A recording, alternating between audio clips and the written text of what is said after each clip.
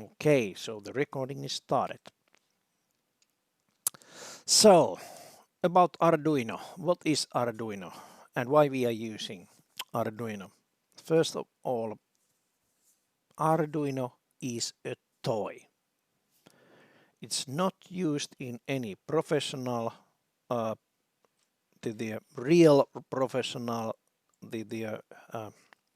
products, although it's not bad in that sense. It's just, well, it's Arduino. It's a nice toy. So let's have a close look at the first demonstration here, which is simply that picture. It looks like a game. So what kind of things you can actually do with the Arduino? So first of all, you can have different Arduino models. Okay. And let me actually copy that link if you want to do the same to the chat window. If I take copy and tinker,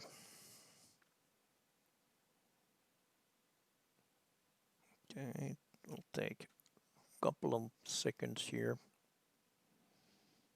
There we go. That's the design. Arduino is right here. So fundamentally, when you start simulating, it's the same as you would plug this one into the USB power. And otherwise it has the wirings done, some resistors, some LCD display, buzzer, a push button for some use. And if we start simulation, okay, so let's press a button.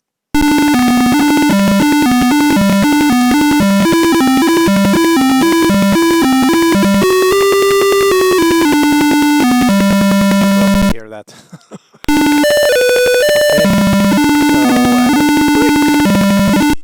Oops, game over.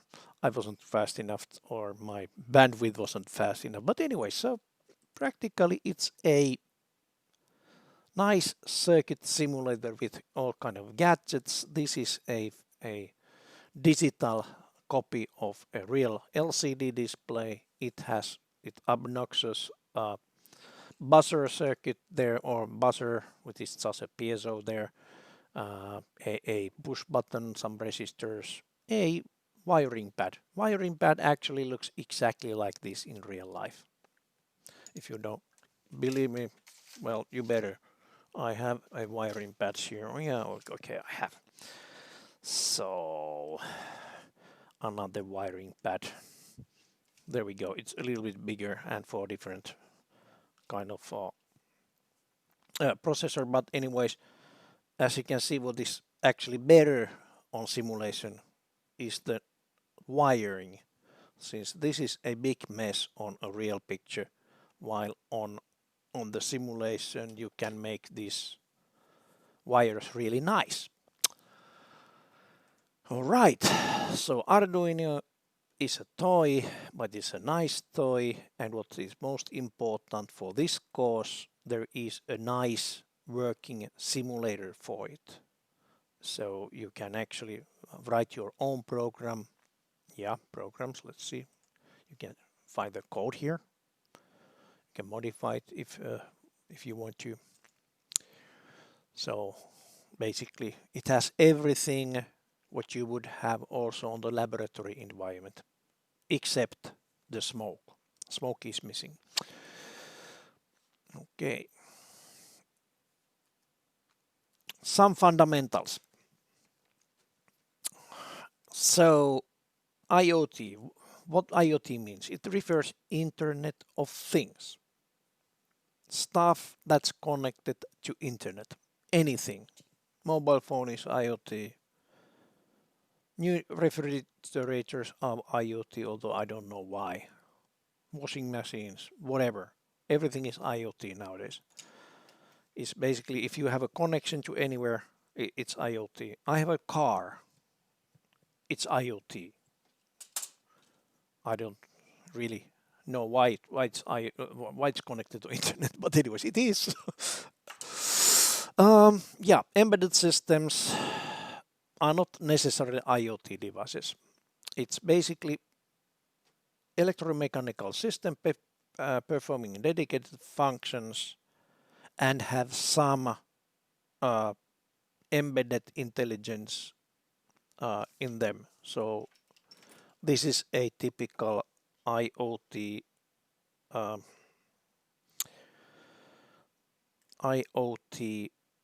the device. Sorry about the fuzzy picture. It seems that there's a focus is a little bit off. But anyways, the IoT, not IoT, embedded device, it doesn't have any wires to the internet unless you plug it into computer which has the connection. But anyways, this is supposed to do some other stuff. For example, I think this is measures temperature in 3 or 4 different sensors. More terms like development framework. Basically, it's the one which simplifies the development.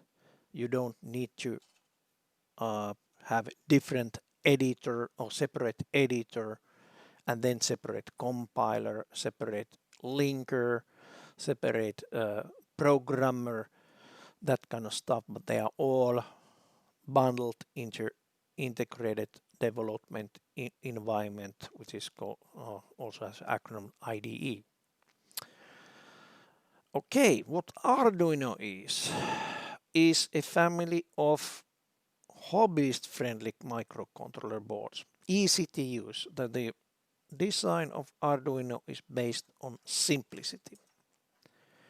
There are not too many variants of Arduino, and even the variants, they have a lot in common. They have exactly the same functions. You don't need to fine-tune your program from one Arduino to another one. All the ports are the same, and so on. Usually they are based on AVR controller, which is also the Arduino. An Arduino IDE is on AVR. Okay, so that's what we are going to use. So practically we have top-down IoT. IoT is based on embedded systems, and then on embedded system we have development framework, and now we are down on the Arduino family of easy to use microcontroller boards. AVR is a microcontroller type and brand manufactured by Atmel. Okay, and then what is microcontroller? Well, it's a small component containing central processing unit, CPU, memory, input and output functionality, and some additional peripherals like timers and such. Okay. So this is a general for any microcontroller. UC or MCU, actually that UC supposed to be mu-C, like Greek letter mu, which is for micro. It's a miniaturized computer. It's basically microprocessor core or CPU plus something. So basically on that CPU you also always have some program memory, so you don't have external memory to run the program, but you have a program memory inside of this chip. You have random access memory, and then we have I/O interfaces to help you buffering the inputs and output ports. Then we have some peripherals, all which are controlled by CPU. The word with of the microcontrollers. Okay, they range from 4-bit, so 1 nibble wide microcontroller. They are still in use. If you don't need more bits than 4-bit controller, why use more? Since you just add this complexity of the electronic circuit design. Then we have up to say 64-bit microcontrollers. Yes, there are cores that are 128 bits already, but on microcontroller, meaning a device which already have this kind of peripherals, memories, such kind of things that can be actually called as a microcontroller, then 64 bits is the maximum currently. Most common are 8 bits, low-end processors, which are used for, say, peripherals like keyboards, mouses, such kind of devices, and then of course the 32-bit architecture, ARM processors mostly, which are used in say the cameras and such kind of devices. Most common language, C. No Java. Some are with Java or JavaScript, Node.js, or any basically name a language. There might be a microcontroller environment for that one, but why these are programmed mostly on C or C++? That's because of the performance. These are low clock speed devices, which means that if you put you definitely don't have time to waste to run a Java runtime environment on it. So basically all the code is so-called hard-coded in. But yeah, JavaScript, if you have a ARM processor, you can put Linux on it, and then of course you can then run Java, or well, in that case I would actually rather use say Python and such kind of things instead of Java. But anyways, Java is good for something. JavaScript is for the network kind of things like the web pages and such kind of things. So it's not about good or bad, but most of the microcontroller environments understand C. All the development environments are based on C, C++.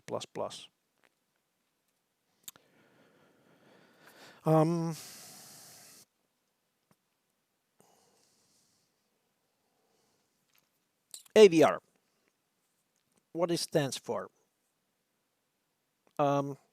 Alf's and Vegans Risk.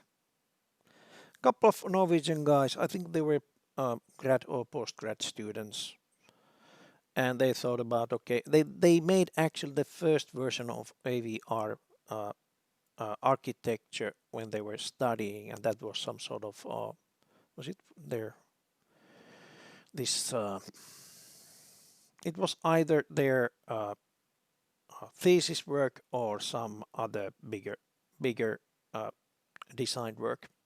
But anyways, they came up with this AVR designed a risk type CPU fun and got interest from Atmel. So Atmel actually bought the intellectual property of that one and started developing it, and the rest is history. The AVR processors are, I think currently they are more popular than old-fashioned Intel 8051 core. 8051 core used to be the most common processor because it was used on the keyboards. But AVR, it's a simpler architecture and also more elegant, and I think it has less silicon space. Clock speeds, not much, 8 to 24 megahertz. Typically, RAM, you have 2 kilobytes.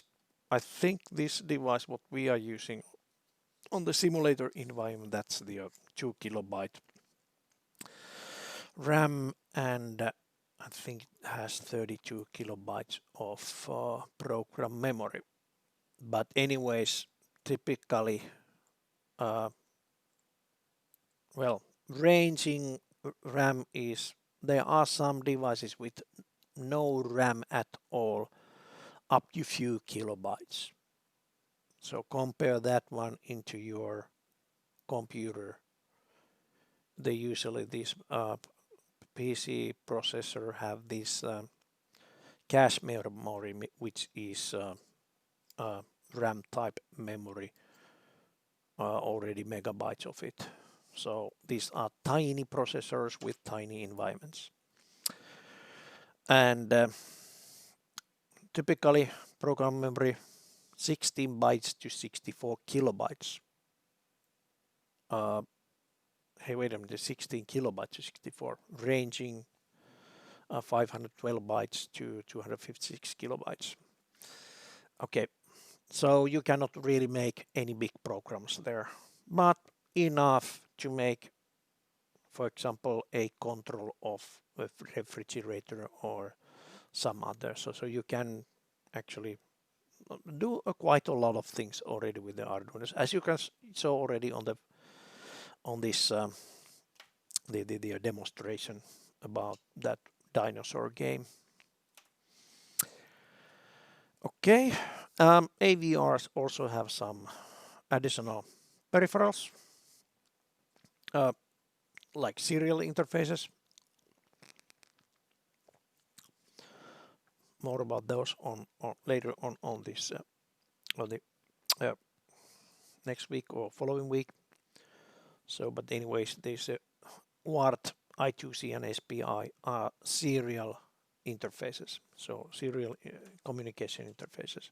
Then there are A2D converters, timer, converter, timer, counter, pulse width modulator. So practically you can do a lot of things with just those few peripherals. Okay, but there are also, it's just one processor type, AVR. So, numerous CPU architectures, 6800 and 8051 and ARM Cortex variants and so on and so on. Which is the best? Well, the one which fits the purpose. Some actually can be also be part of bigger systems, like you can buy these for example, if you're using a field programmable logic, you can buy a 8051 core there or some other processor core and run actually a small CPU inside of the FPGA field programmable logic array. So practically you can make system on chip, which has this microcontroller and then some more complex devices around it in one chip. Okay, what then?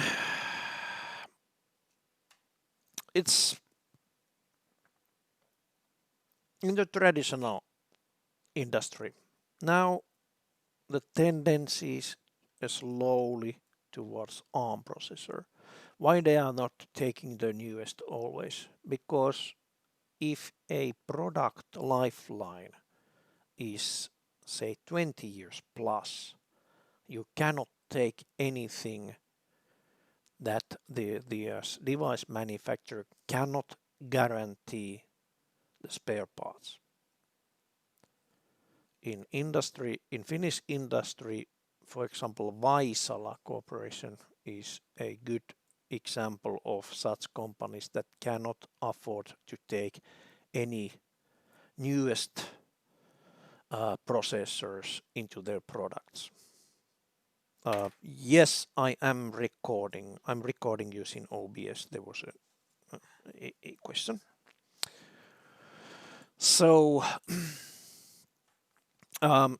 the Vaisala is making meteorological instruments, meaning they are measuring the weather, and they are selling products to governments, and the product lifetime is from 10 years to 30 years plus. And they are still maintaining them. So practically a weather station which was measuring 20 years ago, if there is a part of that breaks down, Vaisala still have these spare parts that they can ship to the customer. Okay, so and another one is the reliability of the component. There needs to be enough of testing done by the others before in some high security or high safety systems can have a new processor. But okay, if you buy things from eBay, they are done in China, and basically there are all these devices. If you, for example, take a look at a generic USB connector, the webcam, there are plenty of those, and the cheapest ones sell less than, say, 10 euros. And what is the reason for that? Because they take very cheap components. Reliability is not the highest characteristic there, but it's more about cost effective. So if it costs less than 10 euros, then the manufacturing cost is something like 1 euro or so. But then if you run millions of units, you make millions of units, okay, that's where you get your profits.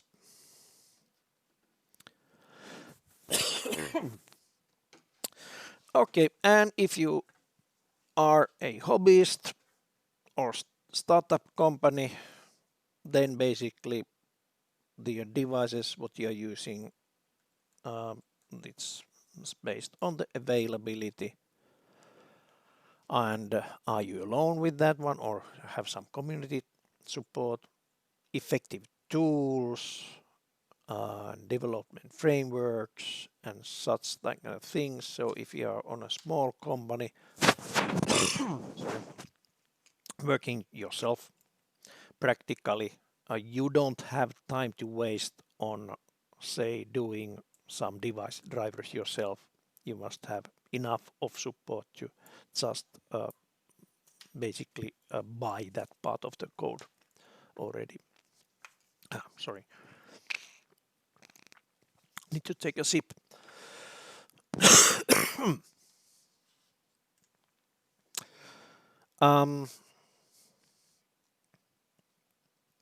Back to Arduino.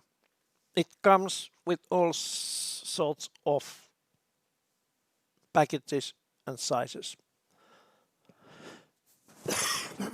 So Arduino Uno release 2 was still based on this kind of the dual inline package, but now Arduino Uno R3, which is in ours, the simulator that actually has the surface mounted device. Then there's some sort of Arduino Leonardo. There's also some special Arduino Nanos, and there are Mega, all sorts of things. What is common to those is I/O pins. So on the on the top and bottom of those you can see connectors for the I/O pins. Here there are also I/O pins, but they are not shown because they are not soldered in. And there are also some funny looking lily pad, Arduino lily pad. If you want to have a circular device for some reason. And also Arduino robot, which already have some sensors on it and so on. There are plenty of different variants of Arduino, and the cost is something like from 10 euro to less than 100 euro. So quite affordable for that kind of device and how much you can already start doing it. Okay, it's a family. Our device is this Arduino Uno SMD, unless otherwise stated.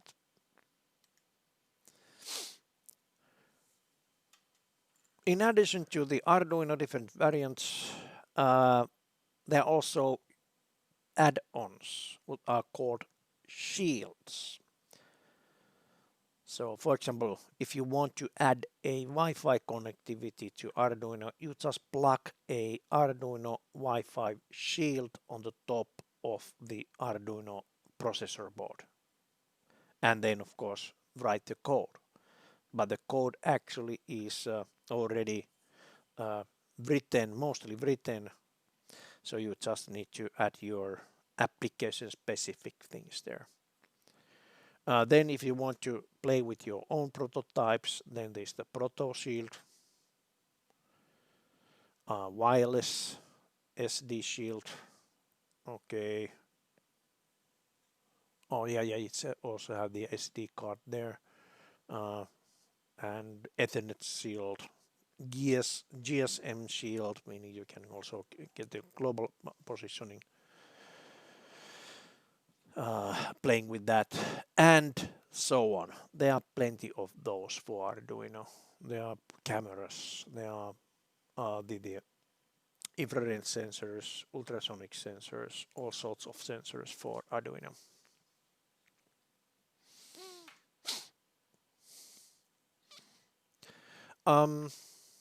And then some open source clones.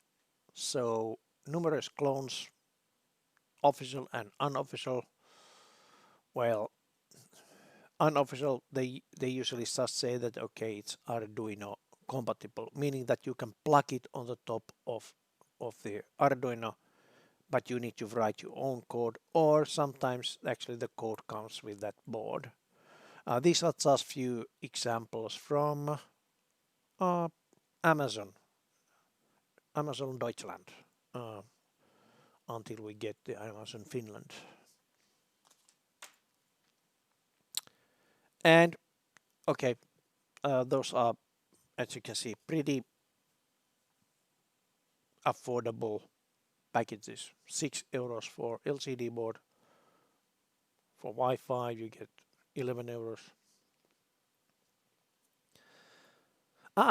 This is actually comes with ESP8266 processor, but it actually works with the Arduino IDE.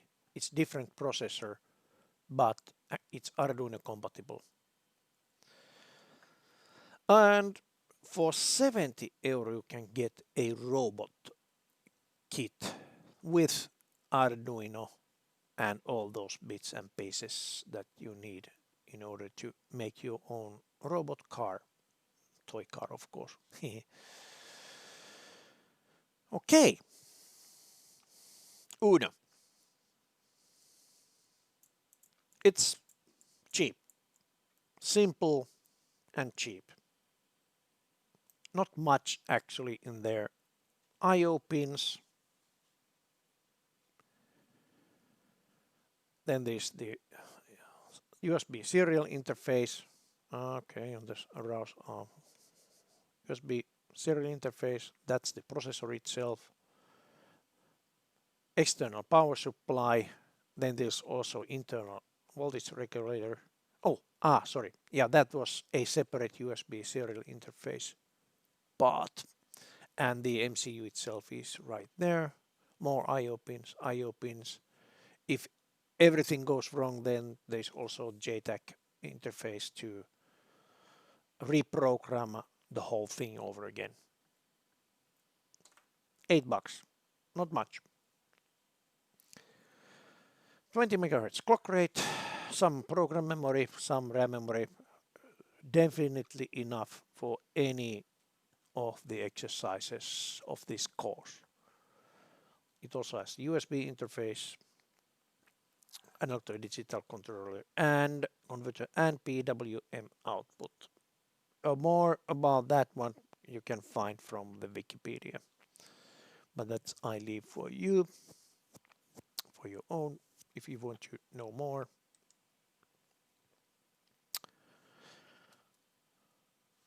Then about Arduino IDE, Integrated Development Environment. This course we are not using this one, but we are using a TinkerCad. But it's a simple, lightweight IDE. In main window you actually write your code.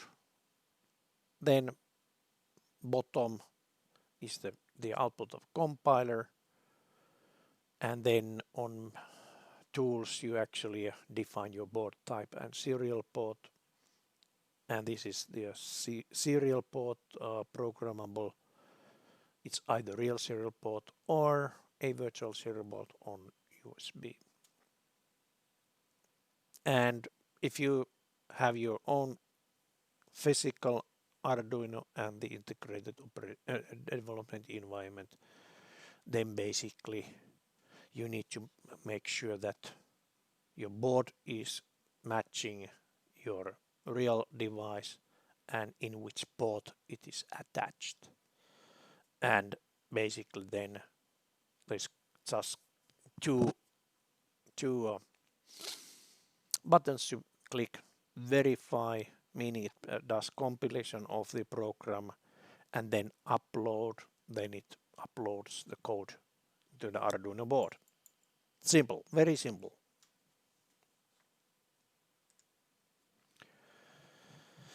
Okay, typically on C programming, now I'm not sure if you already have had C programming classes, maybe on the first year. Yeah, okay, excellent. So you know that all the C programs actually have that. Include the library file, libraries that you use, you include this prototype of the functions and such. Then you must have that void main void, or well, main function, which is basically when the processor starts, the compiled code main will be the one to call after some preliminary stuff. But anyways, it always on C code it always calls the main function, and that's it. When you exit the main function, you never know what it does. It actually returns to the operating system, if you have any. Okay, and then we also on the embedded C program there are some interrupt request handlers, IRQ handlers. So basically, if interrupt happens, meaning an event happens that requires some immediate attention, then there's a code for that one. Okay, so that's atypical, but not Arduino. It is actually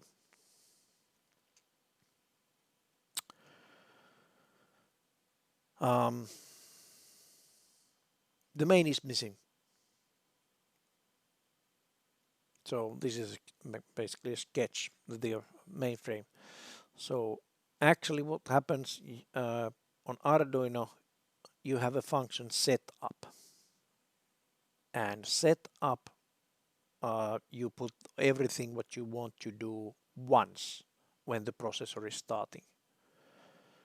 And then there's a function loop, which is automatically executed over and over again. So basically, both of these could be inside of a main function.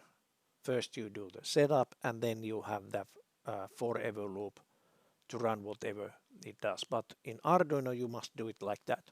You must have the setup function. Well, if you don't have anything to set up, then you can skip that one, I think. But then you must have the loop function, otherwise nothing gets executed. And then if there is a interrupt to be taken care, then you have a separate interrupt handler as we had on the previous code too. So, but otherwise it's mostly C programming. Another comparison on the flowchart. So practically this is what happens on Arduino. We have power on reset. Then the execution goes to setup, and after that continues on the loop forever. All the interrupts actually are handled outside, of course, and in case of some hardware event happens, or yeah, I think yes, hardware is the only interrupt here, then the interrupt handler routine is called. So this is the software logic overall. So two important functions, setup and loop, and interrupts actually are handled in separate interrupt handlers. Okay, how to use them? Well, that's next week topic, actually, interrupts. But anyways, on the setup, you would just allocate which interrupt handler will handle which interrupt request. So for push button type or timer type, there are a couple of different kind of logic behind of those. But anyways, more about the interrupts next week. Okay, so that was the Arduino if you use the IDE. On TinkerCad, it's almost the same. Okay, you already started the TinkerCad last week, the session, and okay, what is TinkerCad? Free online environment for 3D modeling, electronics, and also the combining those. There's a new tool there, the blocks, I think it was called. And for this course, Arduino exercises are on TinkerCad, as it actually have a working Arduino simulator with external components.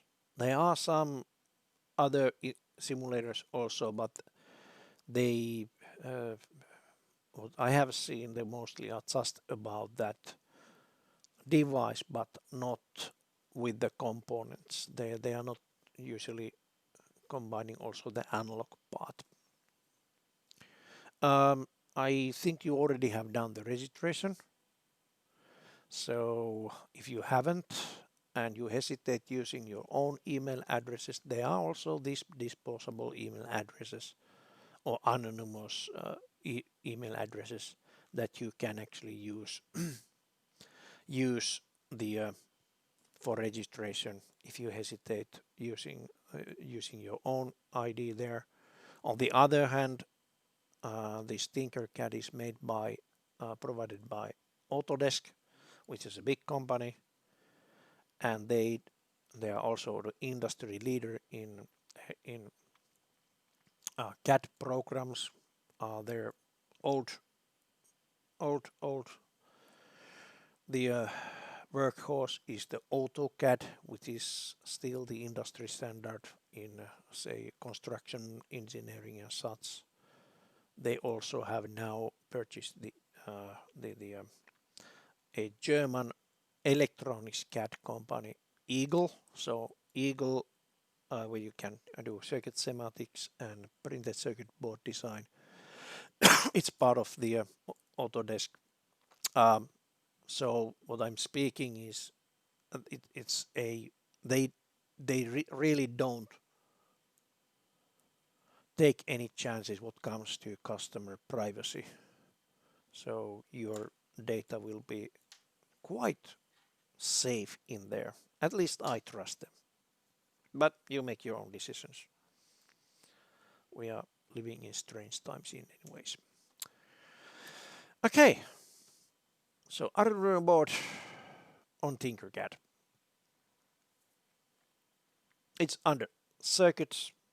So what else they are? This 3D design actually is a simple way of starting your own 3D design. Like it's actually, I have been using that one for simple enclosures for electronics, for example. You can make a box in a few minutes. Not a big deal. But it's 3D design, as the 3D designs you can do there is like Arduino toy, but it's a nice toy. There are also better tools for the 3D design. Not necessarily better, but say more professional tools. Circuits, we are using that. The circuits, the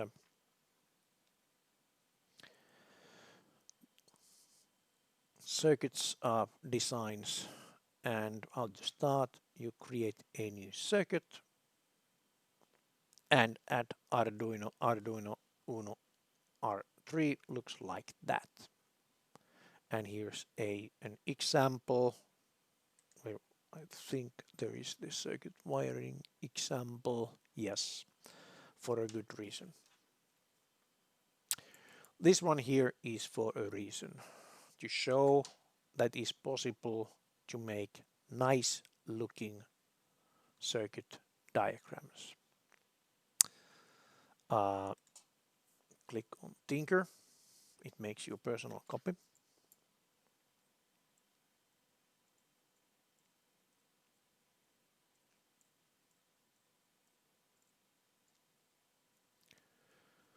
Takes for a while. Okay, there we go. Here we have the Arduino. Actually, the Arduino Uno is also one of the devices on the basic component list here. There are also some sensors. Okay, and actually the wiring, how it's done neatly, is like this. You actually avoid any diagonal or odd angle on the wires. All the wires with the same signal has the same color. There are something like 16 different colors here. Less than that, 12 different colors maybe. So there are different colors to choose. So if you have signal wires, actually it will be a good idea to use different colors for different signals. And then also use either the horizontal or vertical lines, not diagonal or basically. This already looks a little bit ugly for me. I would actually maybe do something like this to make it look a little bit better. So when you are doing the exercises, there are also a request to add a snapshot of your design. Make sure that your lines are lining correctly. If it looks like a rat's nest, then I will probably reduce some points. you're missing some points for not having clear enough display. But of course, yeah, they don't have to be, you know, like from a professional, since you're learning. I will be giving you feedback if I see something done wrong. And yeah. Okay, so that kind of wiring example.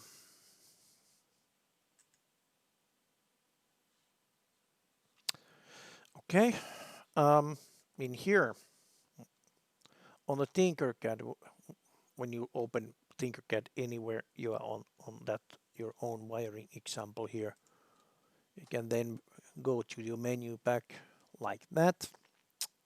I will show you a couple of things on the TinkerCad. Okay. If I were you, I would actually go and create project for each exercise. That helps you finding everything, since otherwise this is actually a collection of everything what I have been copying from to show things today. Whenever you make your own copy, it automatically come and shows up in your circuits. To make sure that you can find your own stuff, actually go and create your new project for each exercise. Okay, back to my show. So Arduino Uno R3, and remember the nice looking the wiring.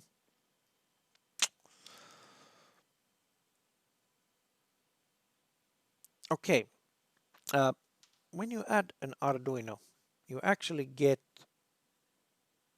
a small program there. Also, there are plenty of small exercises there. But whatever you do there, we are not using blocks. We are using text only. I'll show you what is a difference.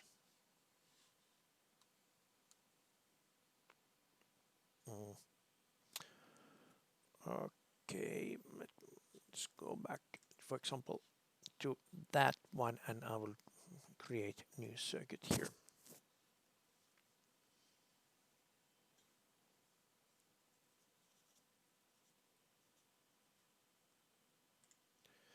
If I go and get the starters on the Arduino, there are some examples like blink there, and when I start running, it's just blinking that LED light. Okay,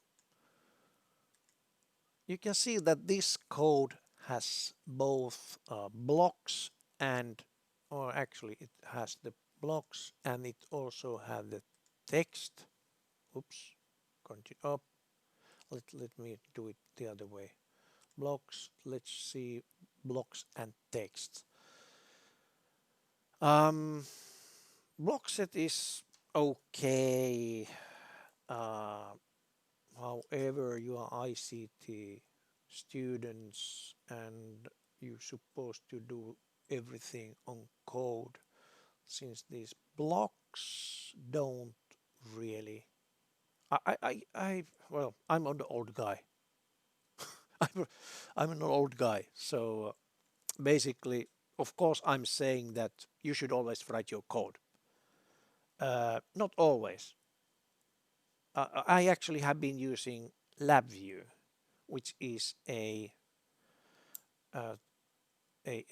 environment, graphical environment where you have functional blocks. You connect those to in each others, and you can actually do the coding that way.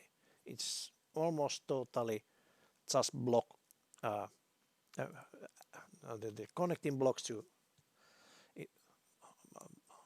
connecting blocks. Okay, this is this type of block programming, at least I find really confusing. Why on earth you would like to actually have it on blocks, since at least for me the code is so straightforward to read without any confusing colors. I'm not saying that the blocks would be totally bogus, but okay, I actually me and Juho think that it's better that you use just the text and code the things, not the blocks, trying to find the blocks to do things, but you actually think and code yourself. And it's engineering way. It takes you further. And actually this block kind of thing, yeah, you can actually learn the using blocks, programming by blocks, but where to use that information? Only on this TinkerCad, these blocks. You go to another environment, it has different kind of block system. Okay, but anyways, it's easy for you to choose which one to use, since you cannot use blocks at all on these exercises. But otherwise, this is quite straightforward here. So there's a function called for setup, which says that okay, pin number 13 is output. Okay, and then on loop you have digital write 13 high, so this pin goes high, and then 1000 millisecond delay, okay, and then goes low and another 1000 millisecond delay. So it's 2 seconds long blink, half hertz, right? Once in 2 seconds blinking the full cycle. Okay, so no blocks, but the text code.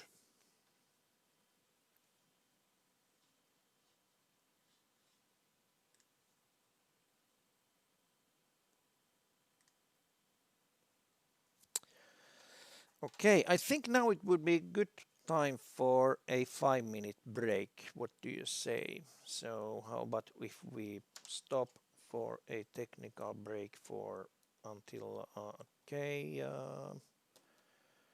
2:00 continues at okay 14 at 14:02. So technical break.